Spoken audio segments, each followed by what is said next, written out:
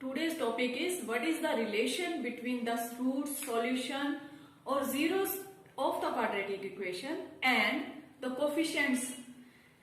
आज हम सीखेंगे किस तरह से ये जो कोफिशिएंट्स होते हैं क्वाड्रेटिक इक्वेशन के जो कोफिशिएंट्स और जो उसके रूट्स उनका आपस में क्या रिलेशन है और किस तरह से हम उनको वेरीफाई कर सकते हैं। Welcome to my channel Ambika Vidya Niketan. मैं कृपाली कटोच आज आपके सामने 10th क्लास पॉलिनोमियल का टॉपिक लेके आई हूँ। किस तरह से zeros of polynomial quadratic polynomial जो है उसके कोफिशिएंट से किस तरह से रिलेटेड होते हैं और कैसे हम उसको वेरीफाई कर सकते हैं। देखिए हमारे पास जो क्वाड्रेटिक पॉलिनोमियल इस तरह से होता है ax² plus bx plus c। जब हम इसके जीरोस फाइंड आउट करते हैं, जीरोस यानी रूट्स या सॉल्यूशन, आप कुछ भी बोल दें, तो उसको हम पहले इक्वेशन में चेंज करते हैं।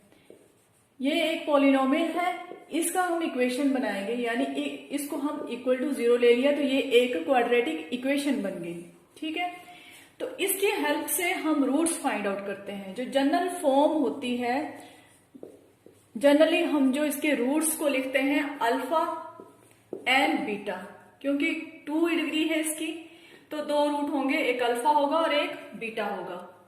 अब देखिए किस तरह से हम इस जनरल इक्वेशन और इन रूट्स के बीच में क्या रिलेशन है वो बताते हैं आपको। जो आपका सम ऑफ रूट्स होता है, सम ऑफ रूट्स यानी कि अल्फा प्लस बीटा, वो किसके इक्वल होता है? -b ओवर a, यानी minus of coefficient of x over coefficient of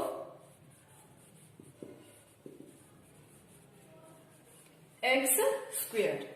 ये है हमारा जो 2 रूट्स आ गए उनका जो सम है वो -b ओवर a के इक्वल होता है। नेक्स्ट जो प्रोडक्ट ऑफ रूट्स होता है, जो रूट्स का मल्टीप्लाई, वो होता है अल्फा इंटू बीटा, यानी कि हम मल्टीप्लाई कर रहे हैं, वो होता है c ओवर a के, यानी कि जो कांस्टेंट टर्म है, constant and coefficient of x square, ये रिलेशन है इनके बीच में। किस तरह से सम ऑफ रूट्स कोफिशिएंट से रिलेटेड है और प्रोडक्ट ऑफ रूट्स इसके कोफिशिएंट से किस तरह से रिलेटेड है, उसके लिए हमने एक एग्जांपल, हमारे पास एग्जांपल क्वाड्रेटिक पॉलिनोमियल का। इसके हमने जीरोस फाइंड आउट करने हैं, तो पहले इसको हम 0 पुट करते हैं, इक्वेशन बना लेते हैं और इसको हम सीरीज में लिखेंगे। Decreasing power of x, -7x minus 3 is equal to 0। Solve करने के लिए हमें 0 के इक्वल पुट करना पड़ता है। अब देखिए यहाँ पे a है हमारे पास 6, b है -7 एंड c इज -3। यहाँ पे हम फैक्टर बनाने के लिए हम mid term splitting method use करेंगे। सबसे आसान मेथड होता है ये। मिड टर्म स्प्लिटिंग मेथड में क्या होता है, मिड टर्म को तोड़ना पड़ता है इस तरह से कि अगर 2 नंबर में तोड़ना पड़ता है, अगर हम उन नंबर्स को प्लस करते हैं तो हमारे पास b के इक्वल आनी चाहिए टर्म, और अगर हम उन दोनों को मल्टीप्लाई करते हैं तो a इंटू c आनी चाहिए टर्म। b हमारे पास क्या है, -7 और a इंटू c मतलब 6 इंटू -3 यानी -18। ऐसे कौन से 2 नंबर है जिनको प्लस करने पे -7 आता है और मल्टीप्लाई करने पे -18 आता है? -9 एंड +2। अगर ऐड करेंगे कौन कौन से नंबर आ गए? -9 एंड +2। -9 और 2 को अगर हम ऐड करते हैं तो हमारे पास क्या आएगा? -7 और मल्टीप्लाई करते हैं तो क्या आएगा? -18। चलो फिर इसको तोड़ते हैं जरा। 6x² -9x plus 2x -3 is equal to 0। अब इन दोनों में कॉमन फैक्टर निकालने हैं हमने। ठीक है, ये है, इसको हम यहाँ पे लिख लेते हैं 6x² minus 9x plus 2x minus 3 is equal to 0। इन दोनों में कॉमन क्या दिखाई दे रहा है?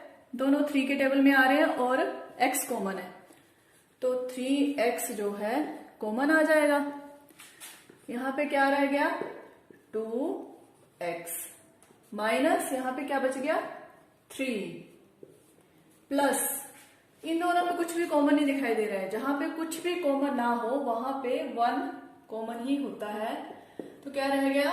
यहां से 2x और यहां से 3 इज इक्वल टू 0। अब देखिए दो एक्सप्रेशन बन गए हमारे पास। इन दोनों में सेम टर्म जो है मल्टीप्लाई कर दी है, उसको भी हम कॉमन निकाल लेंगे। सेम टर्म क्या है वो? 2x minus 3। 2x minus 3 common निकाल लिया हमने। इस टर्म में से क्या रह गया हमारे पास? 3x और इस टर्म में से प्लस 1, ये आ गया आपका। ठीक है, अब दो नंबर्स का मल्टीप्लाई 0 के इक्वल है। इसका क्या मतलब हुआ? इधर 2x माइनस 3 इक्वल टू 0 और 3x plus 1 is equal to 0। कोई दो नंबर का प्रोडक्ट तभी 0 होता है जब उनमें से कोई एक नंबर 0 हो, या हो सकता दोनों ही 0 हो। ठीक है, तो उनको हमने ले लिया, या फिर हमारे पास 2x माइनस 3 0 के इक्वल है, या 3x प्लस 1 0 के इक्वल है। यहां से x की वैल्यू फाइंड आउट करो। 2x is equal to 3, x is equal to 3/2, और यहां से 3x is equal to -1 and x is equal to -1/3। ये आ गया हमारे पास x की दो वैल्यूज, यानी roots of the quadratic polynomial, या फिर हम कह सकते हैं अल्फा आ गया हमारे पास 3/2 and beta is -1/3। Let us verify the result. Sum of roots यानी कि अल्फा प्लस बीटा क्या आ रहा है हमारे पास? 3/2 प्लस -1/3। इनका सम ले लीजिए, क्या आएगा? एलसीएम लेके 6, 3 2 9 प्लस माइनस -2, ये कितना आ गया? 2। ठीक है, ये आ गया हमारे पास 7/6। सम ऑफ रूट्स कितना आ गया? 7/6। और सम ऑफ रूट्स होता क्या है?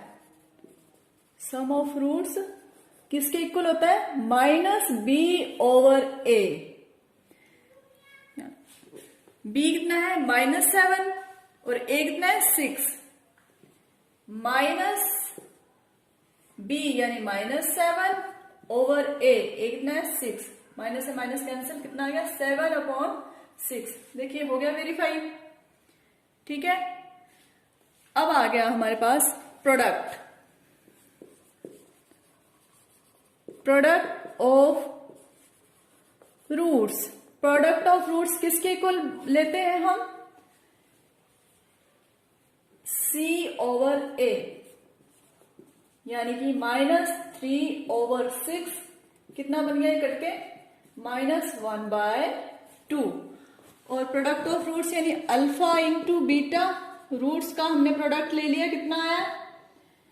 3/2 इंटू -1/3। 3 से 3 cancel, -1/2, both are same, hence verified. ये हमारा रिलेशनशिप जो है हमने वेरीफाई किया। रूट्स फाइंड आउट किए वो हमने मिड टर्म स्प्लिटिंग मेथड से किए हैं। बाकी के दो मेथड, तीनों मेथड ही वैसे मैंने पिछले प्रीवियस लेक्चर में दे दिए हैं, इनके बारे में डिस्कस किया है। आपको डिस्क्रिप्शन बॉक्स में लिंक मिल जाएगा, अगर आपको सीखने होंगे तो वहां से देख लेना। और अगर आपको मेरे पढ़ाने का मेथड अच्छा लगता है तो आप प्लीज शेयर कीजिए, लाइक कीजिए, सब्सक्राइब कीजिए मेरे चैनल को। Thank you very much.